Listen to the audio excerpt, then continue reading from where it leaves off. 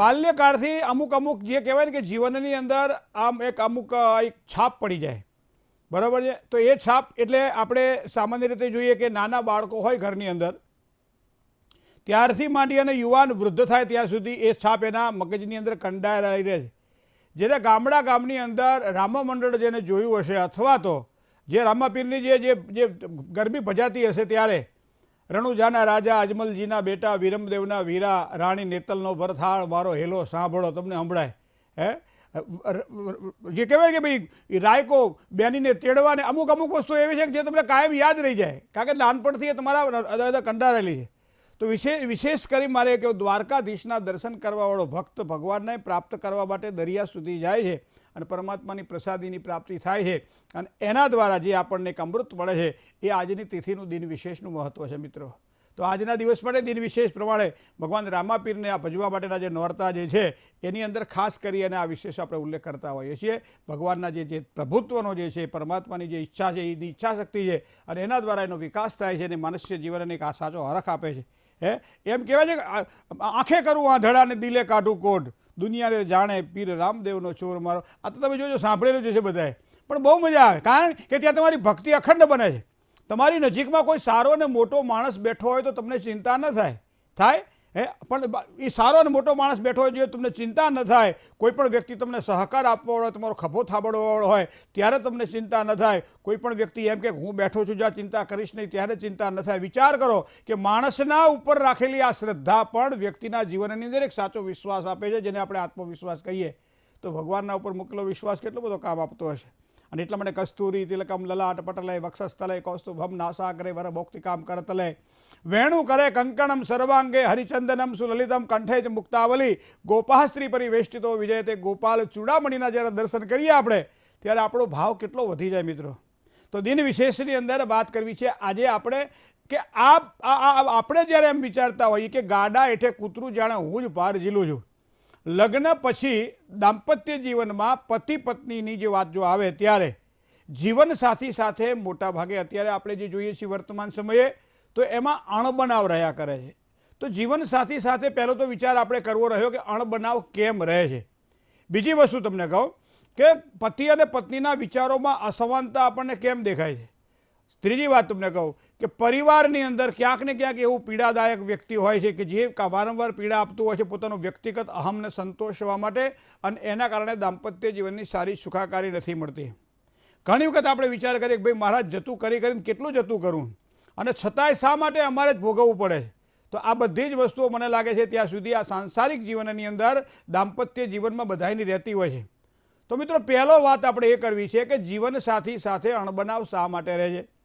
તમે જ્યારે કુંડળી મેળવતા હોય ત્યારે સામાન્ય રીતે આપણે શું કરીએ છીએ કે ભાઈ ગુણાંક મેળવી લઈએ છીએ, મંગળ મેળવી લઈએ છીએ, નાડી દોષ મેળવી લઈએ છીએ, અને પછી આપણે સંતોષ માનીએ છીએ કે ભાઈ કુંડળી આપણી મળે છે, આગળ વધવામાં વાંધો નથી. એક વ્યક્તિને બીજા વ્યક્તિ પ્રત્યે કેટલી લાગણી રહેશે એ કુંડળી જોઈને ખબર પડી જાય આપણને. એક વ્યક્તિને બીજા વ્યક્તિ સાથે વ્યવહારની અંદર કયા પ્રકારે વર્તવાનું રહેશે એ કુંડળીની અંદર આવી જાય આપણને. કેટલા લાંબા સમય સુધી એક વ્યક્તિને બીજી વ્યક્તિથી આમ સાચવીને સહન કરીને પણ આગળ વધવાનું, અને ત્યારબાદ બીજી વ્યક્તિ એને સહકાર આપે, આ કુંડળીના આધારે આપણને ખબર પડી જાય. તમને જોજો, બહુ જ સરસ વાત છે. આપણે જ્યારે ભક્તિના માર્ગને જ્યારે કુંડળીની સાથે જોડતા હોઈએ ત્યારે કોઈ પણ દીકરી જ્યારે લગ્ન કરી અને સાસરે જાય છે પછી વર્તમાન સમયે જીવનસાથીની સાથેના જે એના વ્યવહારો જે છે એ ક્યાંક ને ક્યાંક રૂક્ષતા તો નથી અનુભવતા, ક્યાંક ને ક્યાંક જેમ કહેવાય કે જેમ પ્રેમ પાંગરવો જોઈએ એની જગ્યાએ અસંતોષ તો નથી પાંગરતો. તો આ જીવનસાથી સાથે અણબનાવના મૂળ કારણની અંદર આ કારણ તો નથી કે મને મારી મહત્વાકાંક્ષા સંતોષી શકાય એવું કોઈ પાત્ર મને મળતું નથી, અથવા તો મારી મહત્વાકાંક્ષા વધારે છે જે સામેનું પાત્ર નથી આપી શકતું.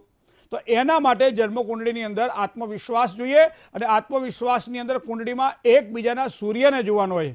સ્ત્રીની કુંડળીમાં રહેલો સૂર્ય એ પુરુષની કુંડળીમાં ક્યાં પડ્યો છે, પુરુષની કુંડળીમાં રહેલો સૂર્ય એ સ્ત્રીની કુંડળીમાં ક્યાં પડ્યો છે, અને પરસ્પર મિત્રતાના ભાવને જો પંચધા મૈત્રી પ્રમાણે જોવા જઈએ તો આ સૂર્ય શું બંનેના સૂર્યના મિત્ર ક્ષેત્રીય સ્થાનમાં પડ્યા છે. તો એનો આત્મવિશ્વાસ પ્રબળ બનશે, એકબીજા પ્રત્યે વિશ્વાસ આવશે, એકબીજા પ્રત્યે શ્રદ્ધા આવશે.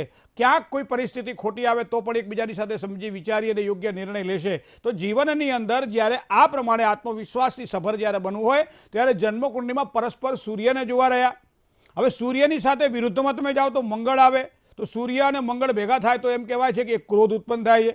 તો એકની કુંડળીમાં જે સ્થાનમાં સૂર્ય પડ્યો હોય, બીજાની કુંડળીમાં એ સ્થાનમાં જો મંગળ પડ્યો હોય તો આ યોગને અંગારીઓ કહેવા. મતલબ કે ઉગ્રતા હોવા છતાંય જીવનમાં ક્યાંક ને ક્યાંક સમાધાન શક્ય છે, સમાધાનથી આગળ વધી શકે છે. કારણ કે આત્મવિશ્વાસથી પ્રબળ માણસ જો હોય તો એ આત્મવિશ્વાસ દ્વારા પોતાના રસ્તાઓને બનાવી પણ શકે છે અને એ રસ્તા ઉપર પણ જીવનસંગીની સાથે ચાલી પણ શકે છે.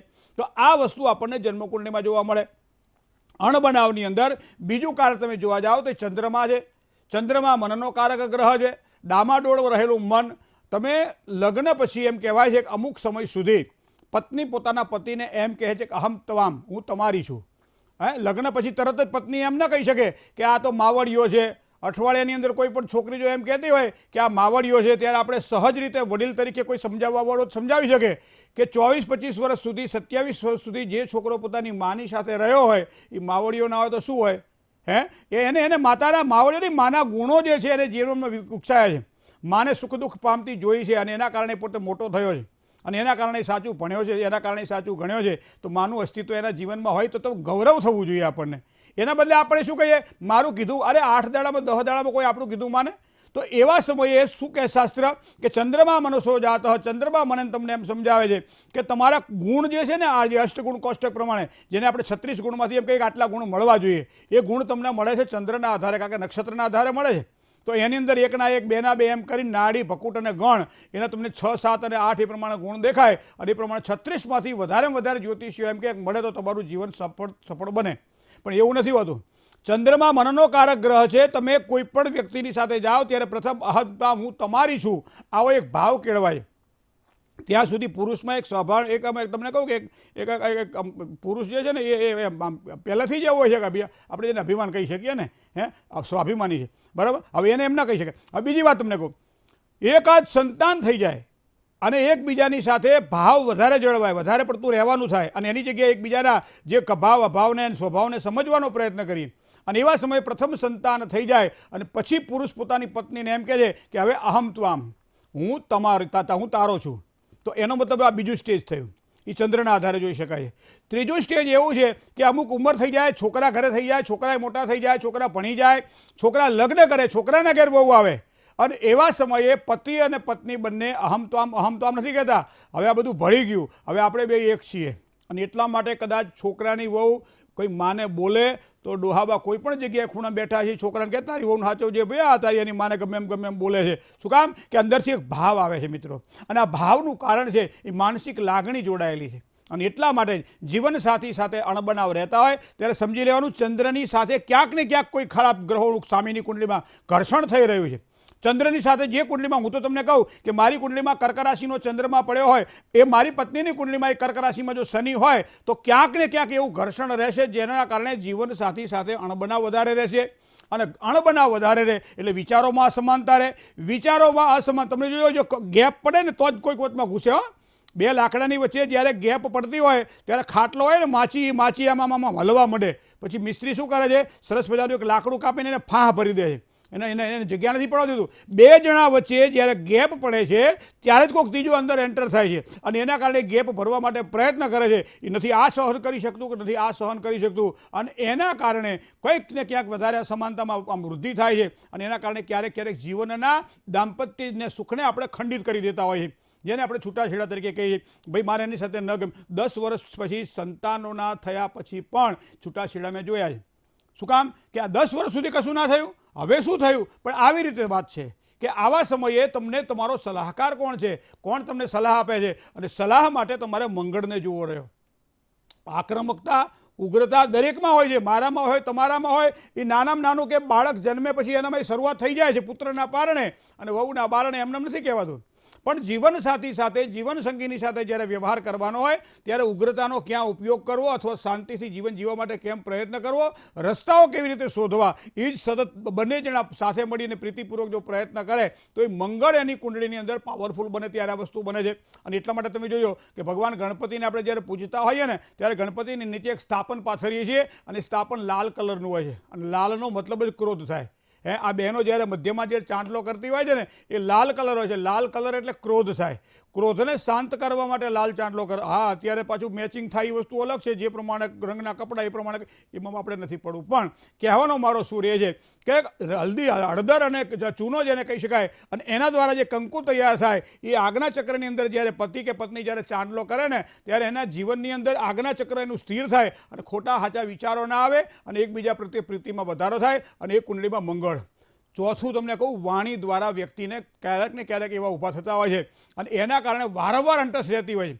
એક વ્યક્તિ બીજી વ્યક્તિને જાણે સ્પર્ધામાં ઉતર્યા હોઈએ એ રીતે બોલતા હોય, ઝઘડતા હોય, એક જવાબ આપે, બીજો જવાબ આપે અને એમ કરતાં કરતાં વાણી વળશે અને એ વણસેલી વાણી એ દાંપત્ય જીવનને ક્યાંક ને ક્યાંક લૂણો લગાડે છે, ક્યાંક ને ક્યાંક કાટ લગાડે છે અને એના કારણે બુધને કુંડળીમાં પણ જોવો પડે મારી વાણી સામેના વ્યક્તિને વાણી સાથે મેચ થાય છે કે નહીં. હવે આ તો કુંડળીમાં આપણે 5 મિનિટમાં કુંડળી મહારાજ પાસે જોવડાવી લીધી, ફીંડલું વારી દીધું, આગળ વધ્યા, હગાઈ થઈ ગઈ, લગ્ન થઈ ગયા અને પછી પાછા આવ્યા 6 મહિના પછી કે મહારાજ એનું તો બહુ હાલ્યું નહીં, કે કેમ કે છૂટાછેડા થઈ ગયા.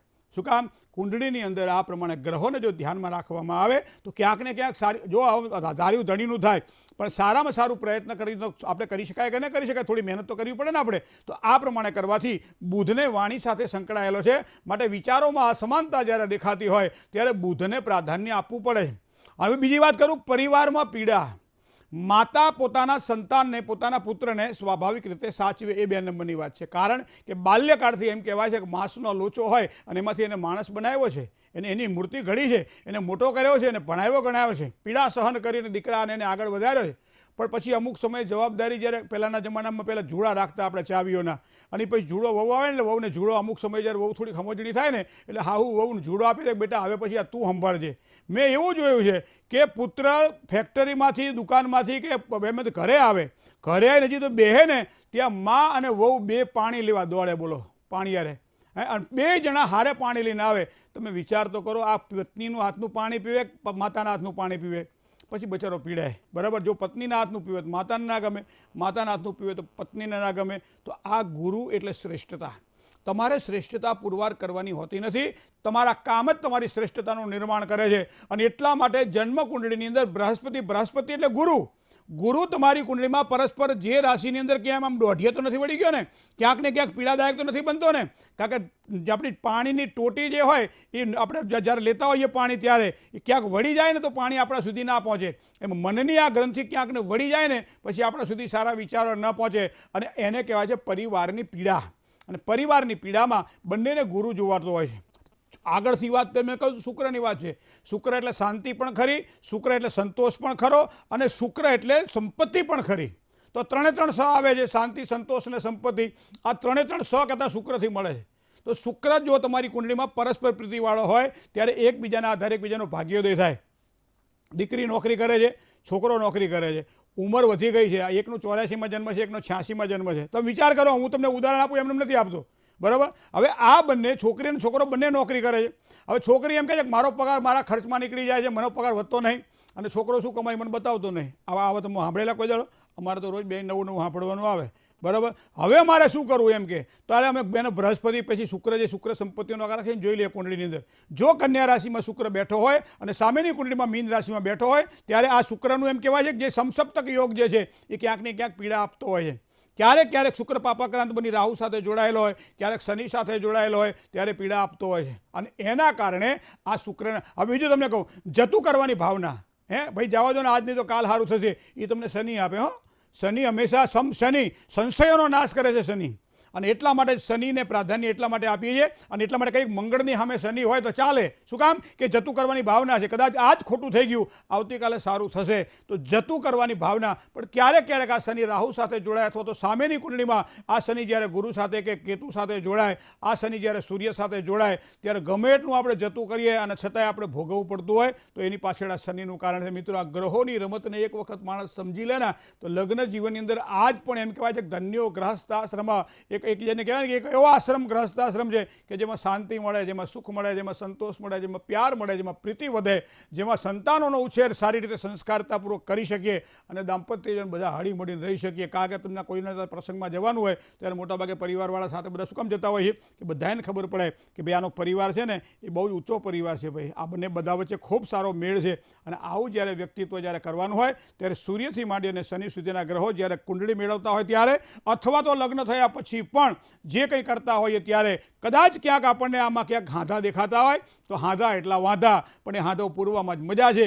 ક્યાંક શાસ્ત્રની મર્યાદા મારીને પૂરીએ, ક્યાંક સત્સંગ દ્વારા પૂરીએ, ક્યાંક એકબીજાની જતું કરવાથી પૂરીએ, અને ક્યાંક કોઈ પૂજા કરાવવા જેવી લાગે, કોઈ મંત્ર જાપ કરવા જેવો લાગે, કોઈ વીંટી પહેરવા જેવી લાગે, અથવા તો ક્યાંક કોઈક એવી ઉપાય કરવા જેવા લાગે તો એ પ્રમાણે રેમેડીઝથી પણ આપણે દાંપત્ય જીવનમાં સુખમાં વૃદ્ધિ કરી શકીએ છીએ. સાચો અને સાદો સંદેશ તો આ જ છે મિત્રો. જય ગણેશ. દાંપત્ય જીવનમાં સારી સુખાકારી માટે આપણે વાત કરીએ એ પ્રમાણે કુંડળીના સૂર્ય, ચંદ્ર, મંગળ, બુધ, ગુરુ, શુક્ર અને શનિ ગ્રહોને પરસ્પર એકબીજાની સાથે જોવા પડે. થોડોક ટાઈમ લઈને કુંડળી જોવી પડે અને પછી જ આગળ વધી શકાય, જેના કારણે દાંપત્યની સુખાકારી સારી મળે. ક્યારેક ક્યારેક ગ્રહો સારા હોવા છતાંય ઘરની અંદર ક્યાંક ને ક્યાંક વાસ્તુની પીડા હોય ત્યારે પણ દાંપત્ય જીવનની અંદર ખટરાગ ઊભા થતા જોવા મળે.